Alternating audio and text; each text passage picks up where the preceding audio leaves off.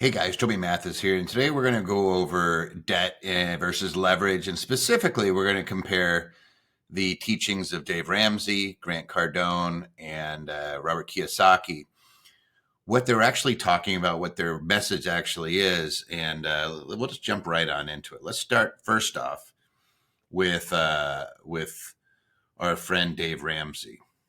You're not going on vacation. You're in debt. You're broke.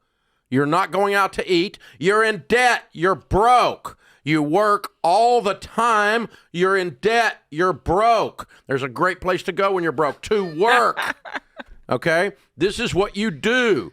And you bust your butt. And it's scorched earth. No lifestyle. No nothing. You sell so much stuff the kids think they're next. You name the dog eBay and the cat Craigslist. Everything's going out the door. We're getting this mess cleaned up. We're sick and tired of being sick and tired. People that do it with that intensity get out of debt in an average of about 18 to 24 months. So what Dave's talking here is somebody obviously that's up to their eyeballs in debt, and it's impacting their lifestyle. And he's saying just attack it like it's threatening your life. And he does have teachings where he's talking about masters and slaves, and that you are a slave to your debtors. And he sometimes uses MasterCard as a great example. Like they don't even hide it; they just put it right in the name. But and I tend to believe him. And I'll get to the kind of the gist of his, because most people that are using debt in Dave's world that he's talking to are people that are using it on liabilities. In other words, you're buying a house or a car or a boat, an RV on something that doesn't produce income to cover that debt. And that's specifically how I define debt. A debt is a loan against a liability, not an asset. And we'll go over that in a second. I want to go to Grant Cardone and Robert Kiyosaki next. What are your thoughts on Dave Ramsey? Great guy, very conservative. He's trying to get people out of debt. Nothing wrong with Dave's advice. People use credit cards too much in this country. They buy homes they shouldn't be buying. They buy cars they shouldn't buy. They borrow money for Gucci belts and try to pretend to be somebody they're not. By the way, I don't think most Americans suffer from that. Most Americans suffer from saving money too much. Most Americans suffer because they're too conservative and they don't take enough risk. For those that want to get wealthy, at some point you're going to leave Dave's advice and you're going to start watching what wealthy people do. I'm not going to take Dave's advice to build a real estate portfolio. If you want to build a $4 billion real estate portfolio, you're going to have to use debt. And so Grant is talking about using debt and I'm going to call this leverage. When you use it to build up an asset, it could be a good thing, right? That's what real estate developers, that's what private equity, that's what folks that are building substantial net worth, but there's risk involved. Like used to use the kind of a byline, which I never saw a foreclosure on a house that didn't have debt. Right. You don't get foreclosed on when you own your house for the most part. Now, there are exceptions. Somebody can't pay their property taxes. Every now and again that happens. But for the most part, 99.9% of the problems we see when it involves real estate is debt on a property that doesn't cash flow and cover that debt. In other words, there's a difference between debt and leverage. Leverage is something you put on an asset where the asset is paying it. And as long as we're careful, then you're never coming out of pocket yourself. You're not working to pay that debt. I think that's what Grant's talking about. Let's get to Kiyosaki and listen to what he has to say. Well, in one of your YouTube videos, you actually said that you're currently $600 million in debt. No? 1.2 billion. 1.2 billion. Okay. There we go. There you go. Kiyosaki is another one that's a big real estate guy. And with real estate, it's always this measure, kind of this lever up. When I go out and I buy shares of Microsoft, for example, I got to come out of pocket and buy the whole thing. When I buy real estate, the type of real estate these guys are buying, they're generally putting a down payment, 20, 30%, and the rest of it they're financing, maybe 40%, 50%. It depends on how risky the portfolio is. But the idea is to suck out as much of the equity of that property and turn it into cash, and then use it to buy more and allow the properties to generate income to cover those things. And that's what they're doing. They're talking about leverage. All of these guys have, and I should say all of them, Grant Cardone and Kiyosaki have huge risk tolerances. And I am always thinking, I have a friend who lost $138 million, was a very aggressive business person, did aggressive transactions and ended up losing everything. That never would have happened had that individual followed Dave Ramsey's advice. Now, would they have been in that position to be over $100 million in the first place had they followed Dave Ramsey advice? Maybe or maybe not. Dave Ramsey is really good at talking about consistently saving over time and not putting yourself in a position where you're going to get hurt by using debt against things like liabilities, like pay for your car in cash. Don't have a mortgage.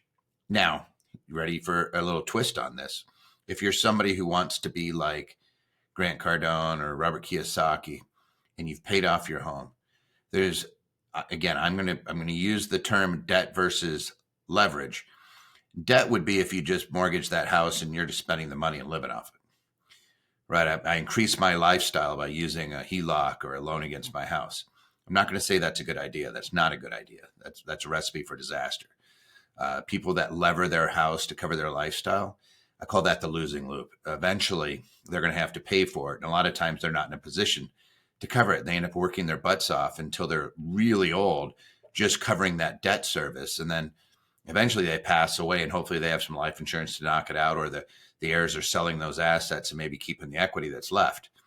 That's not success, right?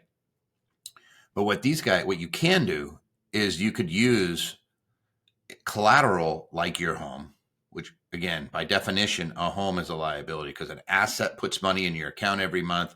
A liability takes money out of your account every month. That's how you know whether something's an asset or a liability. So if I'm looking at a piece of cash flow real estate, for example, and it's positive cash flow, it's an asset. It's negative cash flow, it's a liability. So a car, unless you're using it on Turo, right, it is going to be a liability. A house, unless you're renting it out to somebody for more than it costs you to own it, is a liability. But what we can do is use our home as collateral to lever an asset. And this is sometimes something that people don't realize that they can do. I could take a HELOC against my house tomorrow. I could go to figure.com or one of those AI generated HELOCs where it's boom, you can get that money quick. It's usually up to about 400,000. And I could buy 2 rentals with it. And if those rental properties cover that debt and the insurance and all the cost of owning it and put money back into my pocket, a few $100 a month, then that's called levering up. And you're getting the appreciation, you're getting the cash flow. That's not necessarily a bad thing. And by the way, even though you took the loan out and secured it with your home, that's still an investment property. You're still deducting that interest, not as mortgage debt, but as investment. It's going to be on your Schedule E with that real estate, and you're going to be writing it off against the rents that are generated. Same is true as if you have a stock portfolio. You can actually borrow against your stock portfolio. People don't realize there's something called a security-backed line of credit. And you'll have these folks that have a portfolio of several $100,000, and unbeknownst to them, they could actually get a pretty low-cost loan. Like right now, we're in 2025. If I went to Morgan Stanley on one of my accounts, I think I'm right around 5%. I think I have it's just under that or just over that, depending on whether it's fixed or variable. So I can get a loan for about 1 or 2% less against my securities as I could against real estate. And the beautiful part is I don't have to qualify for it or anything. I have the portfolio sitting there and I could borrow against it. So if I have, let's say you had $500,000, you could probably borrow up to 400,000. Now, would I?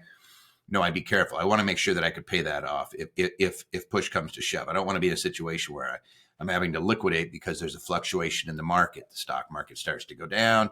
Real estate does weird stuff. I've seen notes get called on real estate without ever missing a payment, simply because loans to value get out of whack like they did in 2008, 9, and 10.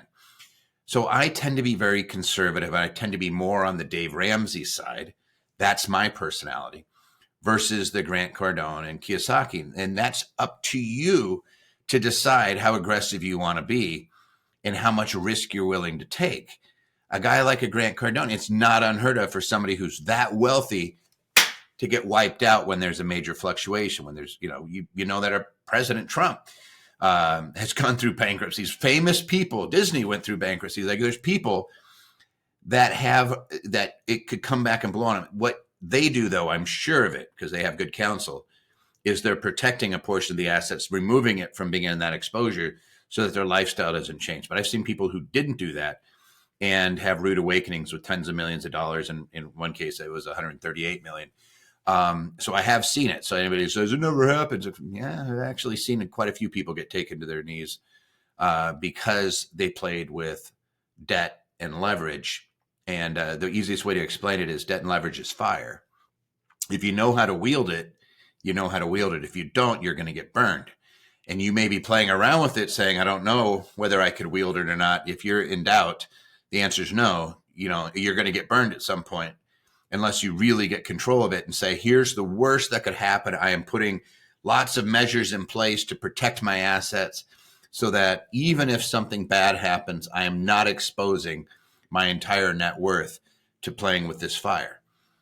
That's what the wealthy do really effectively, is they put themselves in a position so that they are not putting their entire portfolio at risk. For a lot of folks, they don't know the difference. And so just through an experience, they put themselves completely at risk. They don't realize that they're taking their entire net worth and putting it on the line. And if they knew that, they probably wouldn't do that. So if in doubt, I'm going to be Dave Ramsey. If you're super aggressive and you know what your risk tolerance is and you know how to build moats around your investments, then go be Grant Cardone and Robert Kiyosaki. And if you want to aspire to be like those guys, then do it with your eyes open and make sure you have good counsel. If you want to learn more of these types of principles, by the way, I have a book called Infinity Investing. I'll give it to you for free. Just put in the comments, free book, and I'll send you a link so you can download the PDF for free. Bestseller and Golden Book Award, won a gold medal at a World Book Awards.